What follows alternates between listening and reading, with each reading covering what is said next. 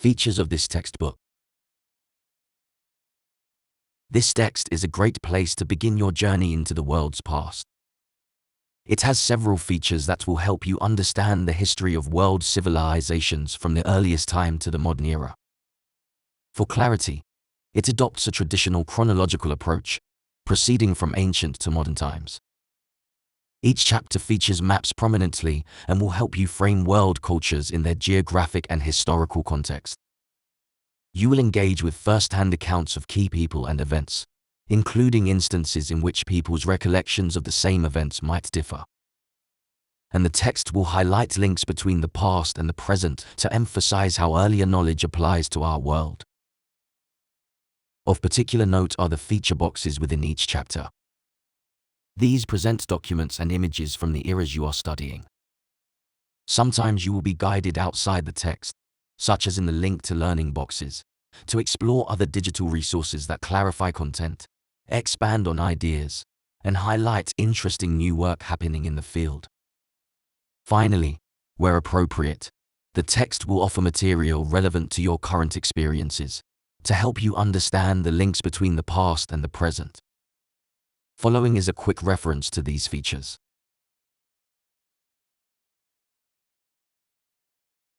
In their own words, feature boxes present a source composed in the period the chapter covers and allow you to examine it in context, learning how to critically analyze source material. A short series of questions will help to guide your analysis.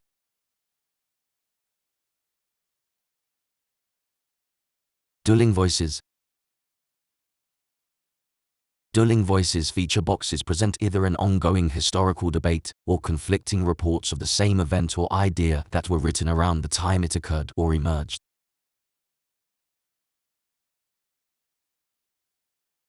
Beyond the book. In Beyond the Book feature boxes, you can explore the value of art, architecture, music, film, and other physical objects as sources in interpreting history. The goal is to demonstrate that the human story resides in a great deal more than just the written word itself. You may also have the opportunity to do some experiential learning.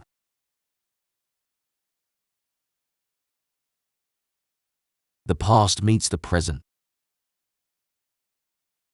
The past meets the present feature boxes ask you to understand the connections between the material in the chapter and the present. They will prompt you to think about the relevance of a particular historical issue in today's world. Because this is a global history, we try to be true to the essence of world cultures by presenting people's names in forms as close as possible to their language of origin. These spelling choices have been made by experts in their field based on current research. For example, the text uses the pinyin system of transliteration for writing Chinese names, as opposed to the older Wei-Jiao system, because pinyin is the system adopted by the People's Republic of China and more closely approximates the sounds of Mandarin Chinese. In languages using the Latin alphabet, accents have been retained on all personal names, Hernan Cortés, Napoleon Bonaparte. However, in transliterated languages such as Chinese and Arabic, we have avoided accents and apostrophes whenever possible, unless they are necessary to aid pronunciation and enhance readability. In naming events, places, and other items of historical interest, we have generally chosen the most commonly encountered English variants.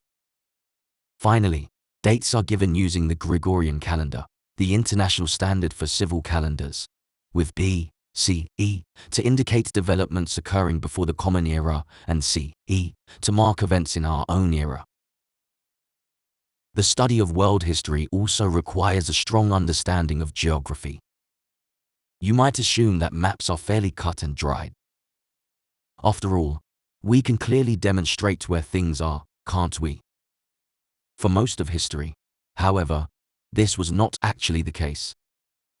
Maps are some of the most contested pieces of historical evidence we have because they were almost always made from the perspective of the one making the map, not as an objective practice. Most civilizations put themselves at the center of their known world, for instance. Maps have also been used to aid in the conquest and suppression of peoples. During the Age of Exploration, the Pope arbitrarily divided inhabited territory that was new to Europeans and granted it to Spain and Portugal. Centuries later in Berlin, Germany, European diplomats drew lines on a map of Africa to apportion territory among colonial powers. Think of how written history might change if our surviving maps were indigenous in origin.